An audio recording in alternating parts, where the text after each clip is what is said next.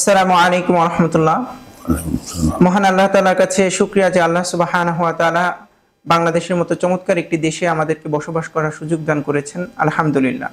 প্রিয় সুধী মণ্ডলী, এই বাংলাদেশটি নেপথ্যে অনেক অনেক মানুষের অবদান রয়েছে, যারা 1971 সালে সরাসরি মুক্তিযুদ্ধে অংশগ্রহণ করেছেন, অনেকে শাহাদাত বরণ করেছেন, অনেকে এখন পর্যন্ত বেঁচে আছেন। আমাদের সৌভাগ্য যে আজকে আমাদের স্টুডিওতে একজন বীর মুক্তিযোদ্ধার দেখা পেয়েছি। আমরা আজকে তার সাথেই খানিকটা সময় ধরে কথা বলতে চেষ্টা করব। আজকে আমাদের স্টুডিওতে উপস্থিত আছেন বীর মুক্তিযোদ্ধা মোহাম্মদ গিয়াসউদ্দিন। তিনি আমাদের প্রিয় প্রতিষ্ঠান দারুন নাজাত সিদ্দিকিয়া কামিল মাদ্রাসারও অত্যন্ত গুণগ্রাহী এবং শুভাকাঙ্ক্ষী। তিনি আমাদের মাদ্রাসার ছাত্র শিক্ষক সবার সাথে একটা ঘনিষ্ঠ সম্পর্ক রাখেন। সেই হিসেবে তিনি আমাদের খুব প্রিয় একজন মানুষ। তিনি আমাদের অনুষ্ঠানে উপস্থিত হয়েছেন। প্রথমেই আপনাকে অনেক ধন্যবাদ এবং মোবারকবাদ জানাচ্ছি। তোমাকে অনেক বেশি ধন্যবাদ। তুমি এই ধরনের একটা ভালো জায়গায় আমাকে নিয়ে আসছো, এটা আমার জীবনের চিরস্মরণীয় হয়ে থাকবে। আপনি এসেছেন, আমাদের খুব ভালো লাগছে এবং আমাদের কাছে ভালো লাগছে যে আপনাকে জাতির সামনে উপস্থাপন করতে পারছি। আপনার অনেক শুভাকাঙ্ক্ষী আছে, তাদের উদ্দেশ্যে আজকে আপনি মন খুলে কথা বলবেন। প্রথমে আপনার কাছে যেটা জানতে চাইবো সেটা হচ্ছে যে আপনি মুক্তিযুদ্ধে অংশগ্রহণ করেছেন, মুক্তিযুদ্ধকে সচক্ষে দেখেছেন এবং রণাঙ্গনেও যুদ্ধ করেছেন। তো বাংলাদেশের মুক্তিযুদ্ধে আপনার কি অভিজ্ঞতা হয়েছিল সেটি যদি একটু বলেন। বাংলাদেশের মুক্তিযুদ্ধে আমাদের অভিজ্ঞতা যে আমরা যখন দেশ স্বাধীনতার জন্য আমরা ইন্ডিয়াতে ট্রেনিং নিতে যাই, তখন এমন একটা এই মনোবল আমাদের ছিল যে ইনশাআল্লাহ আমরা অল্প সময়ের ভিতরে আমরা দেশকে স্বাধীন করতে পারব। এই স্বাধীনতা সংগ্রামে সর্বস্তরের জনগণের সমর্থন ছিল, আলেম ও ওলামাদের দোয়া ছিল, আর আমরা এই পাকিস্তানি শোষণ থেকে এই বাংলাদেশকে আমরা মুক্ত করব, এটাই আমাদের বিরাট মনের একটা ইয়ে ছিল, আমাদের একটা মনোবল ছিল যে ইনশাআল্লাহ আমরা এই শোষণ মুক্ত একটা বাংলাদেশ আমরা অর্জন করব। আমরা ইন্ডিয়াতে আমাদের ট্রেনিং নিছি। ট্রেনিং এ খুব অল্প সময়ের ভিতরে আমাদেরকে অনেক উচ্চাঙ্গ ট্রেনিং দেওয়া হয়েছে। বিমান কিভাবে পালাইতে হবে সেই ট্রেনিং আমাদেরকে দেওয়া হয়েছে। বড় বড় বিল্ডিং কিভাবে ডিস্ট্রয় করতে হবে সেই ট্রেনিং দেওয়া হয়েছে। রেল লাইনের পাশে বড় বড় যে গাছ, এগুলি এক্সপ্লোসিভ দিয়ে কিভাবে ওই ট্রেন চলাচল বন্ধ করতে হবে সেই ট্রেনিং আমাদেরকে দেওয়া হয়েছে। খুব অল্প সময়ের ভিতরে আমরা অনেক অভিজ্ঞতা সম্পূর্ণ জ্ঞান আমরা অর্জন করছি করে আমরা বাংলাদেশে আসছি। বাংলাদেশে আসি আমরা খুব একটা বেশি সময় নয়, পাকিস্তান যেভাবে মা বোনদের উপর অত্যাচার করছে আল্লাহর গায়বী মদদের সাহায্যে, এত সকাল কোন দেশ স্বাধীন হয় না। আল্লাহর গায়বী মদদের সাহায্যে অল্প সময়ের ভিতরে ইনশাআল্লাহ এই দেশকে আমরা মুক্ত করে আমরা স্বাধীন বাংলাদেশের পতাকা আমরা উড়াতে আমরা সক্ষম হয়েছি। ধন্যবাদ। প্রিয় সুধী, আমরা বীর মুক্তিযুদ্ধের মুখেই শুনলাম যে আমাদের স্বাধীনতা অর্জনের নেপথ্যে যেই শক্তিটি সবচেয়ে বড় কাজ করেছে সেটি হচ্ছে যে আল্লাহর সাহায্য, আল্লাহর মদদ ছিল, আল্লাহর ওলিদের আলিম ওলামাদের দোয়া ছিল। আলেম ওলামা এবং আল্লাহর ওলি যারা ছিলেন সেই সময় তাদের দোয়া ছিল। অর্থাৎ পাকিস্তানিরাও আসলে এই দেশ থেকে চলে যাওয়ার জন্য যা করা দরকার ছিল তাই করেছে। সুতরাং এই স্বাধীনতার ক্ষেত্রে বাংলাদেশে আলেম শ্রেণী যারা আছে, সাধারণ মুসলিম যারা আছে, সর্বস্তরের মানুষেরই অবদান আছে। তখন বাংলাদেশে অনেক মুসলমান ছিল, প্রত্যেক মুসলমানই আপনাদেরকে সহযোগিতা করছে। আমরা খাওয়া দাওয়ার ব্যবস্থা করছে, চিকিৎসার ব্যবস্থা করছে, আমাদেরকে থাকার ব্যবস্থা করছে, অসুস্থ হলে আমাদেরকে সেবা দিচ্ছে, প্রশংসনীয় দায়িত্ব পালন করছে। আমরা আমরা আমরা আজকে 2024 সনে আছি। আমরা 24 সনে থেকেও 71-এ বীর মুক্তিযোদ্ধা যারা ছিলেন, যারা শাহাদাত বরণ করেছেন বা এখন পর্যন্ত যারা বেঁচে আছেন, সবার জন্য দোয়া করতে চাই আল্লাহ সুবহানাহু ওয়া তাআলা তাদেরকে উত্তম জাযা দান করুক। এখন আমি আপনার কাছে জানতে চাইবো যে আপনি চতুরা দরবার শরীফ, বাংলাদেশের একটি প্রখ্যাত দরবার শরীফ, এই দরবার শরীফের সাথে আছেন, এই দরবারের খেদমতে আছেন। আপনার কাছে এখন জানতে চাইবো এই দরবার কিভাবে বাংলাদেশে অবদান রাখছে, এই দরবারের প্রতিষ্ঠাতা কে ছিলেন, এই সম্পর্কে যদি আমাদের একটু বলেন। প্রফেসর আব্দুল খালেক রহমতুল্লাহ আলাইহি, উনি ডাবল টাইটেল ডাবল এমএ, উনি প্রথম ফেনী কলেজের প্রফেসর ছিলেন। উনি এক প্রফেসর বন্ধু, উনি সব মেহরাজ উনি বিশ্বাস করত না। তো প্রফেসর সাহেব বললো যে তুমি বাদে মাগরিব আমার বাসায় এক কাপ চা খাবা। তো প্রফেসর বন্ধু আসছে, আসার পরে চা আনছে, চা আনসার পরে এশার নামাজের আযান দিচ্ছে। বন্ধু আমরা এশার নামাজটা পড়িয়ে আসি, চলো। এশার নামাজ পড়তে চা টেবিলে, পরে চা খাওয়া, আমরা এশার নামাজটা পড়বো, ঠিক আছে। এশার নামাজ পরে আমরা একটু জিকির একটু তাসবিহ তাহলিল পড়ি, করো। করার পরে কিছুক্ষণ পরে আরেকটা আযান। বন্ধু এটা কিসের আযান? এটা ফজর আযান। বন্ধু আমরা ফজর নামাজ পড়ি, তারপর চা খাবো, ঠিক আছে। ফজর নামাজ পড়ে আসি, দেখে যে চায় থেকে ধোঁয়া উঠতেছে। যে প্রফেসর বন্ধু উনি সব মেরাজ মানেন না, ভাই ভাই ভাই আমি সব মেরাজ মানি, আমার যা বুঝার আমি বুঝছি, যা আমি আমার এই ব্যাপারে কোনো সন্দেহ নেই। সন্ধ্যা রাত্রে চা যদি ফজরের নামাজের পরে যদি ধোঁয়া উঠে, তাহলে সব মেরাজ সত্য। উনি 4000 কুতুবের সর্দার ছিলেন প্রফেসর খালেক সাহেব। ওনারই লেখা সাইদুল মুরসালিন এবং সিরাজুস সালিকিন সারা বাংলাদেশে এটার বিশেষ ইয়ে রাখে, এটার বিশেষ অবদান আছে। আমাদের দারুনাদের প্রিন্সিপাল সাহেব, ওনাকে প্রশ্ন করা হয়েছিল, হুজুর আপনার জীবনে তো অনেক বই পড়ছেন, অনেক বই লিখছেন, সবচেয়ে প্রিয় গ্রন্থ কোনটা? উনি বলছে আমার জীবনের সবচেয়ে প্রিয় গ্রন্থ হলো সাইদুল মুরসালিন।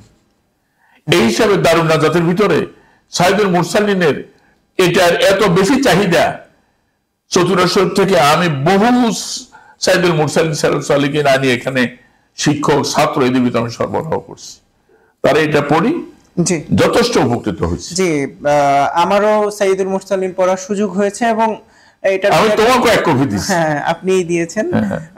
এবং এইখানে আত্মার খোরাক আছে, রাসূলুল্লাহ সাল্লাল্লাহু আলাইহি ওয়াসাল্লাম জীবনী পড়লে অন্যরকম একটা সুন্দরভাবে খুব সুন্দরভাবে ফুটে তুলছে। যেমনি ভাবে এখানে তথ্যসূত্রের কোনো বিভ্রাট নেই, ঠিক একইভাবে এখানে খুব সুন্দরভাবে আবেগ কথিত তিনি লিখেছেন। এটা আমাদের শিক্ষার্থীদের বা পাঠকদের পড়া উচিত বলে আমরা মনে করতে চাই। আপনি মাত্র মোহতারাম প্রিন্সিপাল হুজুরের কথা বললেন। হুজুরের সাথে আপনার দীর্ঘদিনের সম্পর্ক, হুজুর আপনাকে অত্যন্ত পছন্দ করেন, আপনি হুজুরকে পছন্দ করেন। তো আমি জানতে চাইবো যে হুজুরের সাথে আপনার সম্পর্কটা কেমন বা আপনি হুজুরকে কিভাবে দেখেছেন? আচ্ছা, আমি হুজুরকে দেখছি, আমি ফেনী গজারিয়া সুফি সদরুদ্দিন রহমতুল্লাহ দরবার শরীফে আমি প্রত্যেক ইংরেজি মাসের প্রথম 7 বৃহস্পতিবার মাহফিল করি, রাত্রে থাকতাম, সকালে আমি বাড়িতে যেতাম। তখন আমি দারুনাত আসি নাই। তা আমি অজিবে কালাম শেষ করি, যখন মোটরসাইকেল বাড়ি তখন একটা সাদা কারে করি, 2 জন লোক লাগলে, একজন হলো আমাদের প্রিন্সিপাল সাহেব, একজন হলো তুশুরি হুজুর। তো না 3 জন, তুশুরি হুজুর আর হলো মোকাররম হিসাবে ছেলে বাহাউদ্দিন। বাহাউদ্দিন আমাকে চিনি, আমি বাহাউদ্দিনকে চিনি, তুই হুজুরও চিনি না, প্রিন্সিপাল সাহেবকে আমি চিনি না। বাহাউদ্দিন আর হলো গিয়াস ভাই, উনি এই দারুনাতের প্রিন্সিপাল সাহেব। তো আমার এক পীর ভাই, উনি বিএডিসিতে চাকরি করতো, আবুল হোসেন সাহেব, ওনার এক ছেলে এই দারুনাতে পড়তো, তার নাম হলো সাইফুল ইসলাম। সে এখান থেকে কামাল পাস করছে, এখানে বিএটি করি, সে এখন সংসার যাপন করতেছে। তো আবুল হোসেন ভাই থেকে আমি দারুনাতের সম্পর্কে আমি কিছু অভিজ্ঞতা পাইছি। তো আমার তখন একটা প্রেরণা যে আমি দারুনাত আমি দেখতে যাব। প্রিন্সিপাল হুজুর অনেক গুণ কীর্তি উনি আমার কাছে প্রকাশ করছেন। পরে আমি একেবারে ভাবের আবেগে আপ্লুত হয়ে আমি সবকে জবাই দিচ্ছি, হুজুর আমাকে জবাই দিচ্ছে, আরে হুজুর আমারই পীর আবুল হোসেন সাহেব, উনি তো আমার বিডিসিতে চাকরি করে, ওনার ছেলে দারুনাত পড়ে, আমি ওনার বাপুদের একটা রুম দিচ্ছি, একজন আমাকে বলছে। তো ওনার থেকে আমি দারুনাতের ব্যাপারে শুনে আমি মনে ইচ্ছা যে আমি আপনার সাথে পরিচিত হব। আল্লাহ শেখ রহমত সদরুদ্দিন রসুল্লাহ, যে আল্লাহ তো আপনাকে আমাকে এখানে আয়না দিল। তো পরে হুজুর আমাকে বললেন যে আপনি আমার মোবাইল নাম্বার নেন, আপনার মোবাইল নাম্বার আমাকে দেন। হুজুর আমার নাম্বার নিল, হুজুর নাম্বার আমি নিলাম। এই হলো পরিচয়ের সূচনা। এরপর আমার 3 ছেলে কোরআন হাফেজ, এদের লেখার উদ্দেশ্যে আমি দারুন নাজাত, আমার বর্তমান 17 বছর চলে। আমার প্রিন্সিপাল হুজুর আমাকে খুব মায়া করেন, খুব মহব্বত করেন। আমার মনে চায় হুজুরের যে অভিজ্ঞতা হুজুরকে আল্লাহ দিছে, যে জ্ঞান আল্লাহ হুজুরকে দিছে, হুজুর যে মিষ্টিভাষী লোক, হুজুরের কতগুলি লেখা আমার মনে পড়ে। হৃদয় জয়ে প্রয়োজন সুন্দর আচরণ, এই কথাগুলি আমি আমার মেমোরিতে আমি রাখা দিছি। ছাত্র শিক্ষকের সম্পর্ক চিরদিনের জন্য। হুজুরের আরো অনেক কথা যেগুলি ভুলার মতো নয়। আদর্শ জাতির জন্য চাই আদর্শ মানুষ, আদর্শ মানুষ গঠনের প্রয়োজন, আদর্শ মা। এই যে কথাগুলি হুজুরের, এগুলি আমাকে এত প্রেরণা দেয়। আমি হুজুরকে দেখলে আমার মন এত প্রশান্তি হয়ে যায়, এত শান্তি পাই আমি, যে আমি ভাষা ব্যক্ত করে আমি বুঝাতে পারবো না। আমার মনে চায় যে আমি সার্বক্ষণ হুজুরকে সামনে নিয়ে আমি থাকি, কিন্তু হুজুর হুজুরের কাজে ব্যস্ত, আমি আমার কাজে ব্যস্ত। যখন হুজুরকে দেখি ভক্তির শ্রদ্ধা আপ্লুত হয়ে তাকাই থাকি আমি হুজুরের দিকে। এই ধরনের প্রতিভাবান লোক থেকে, নট কোয়ান্টিটি বাট কোয়ালিটি, হুজুর হাজারো লোকের ভিতর হুজুর একজন। হুজুর দৃষ্টান্তমূলক একটা আদর্শ। হুজুর একদিন কথা বললেন যে আল্লাহ আমাকে যা দিছে এটা আমার ওস্তাদের দোয়া। এই জন্য দারুনাতে অনেক ছাত্ররা আমাকে কেউ দাদা কেউ নানা ডাকে। আমি তাদেরকে বলি যে তোমরা হুজুরকে ফলো করো,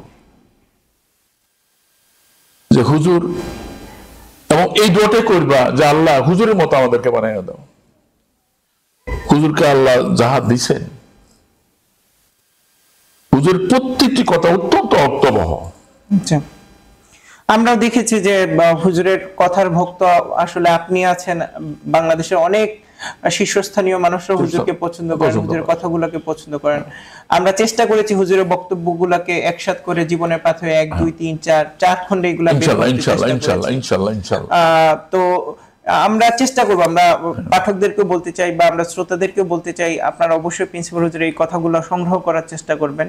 এগুলা আপনার হৃদয়কে চেঞ্জ করে দিবে ভালোর দিকে, সুন্দরের দিকে। আমরা এই অনুষ্ঠান থেকে হুজুরের জন্য দোয়া করতে চাই, আল্লাহ তাআলা হুজুরকে দীর্ঘায়ু হায়াত দান করুক।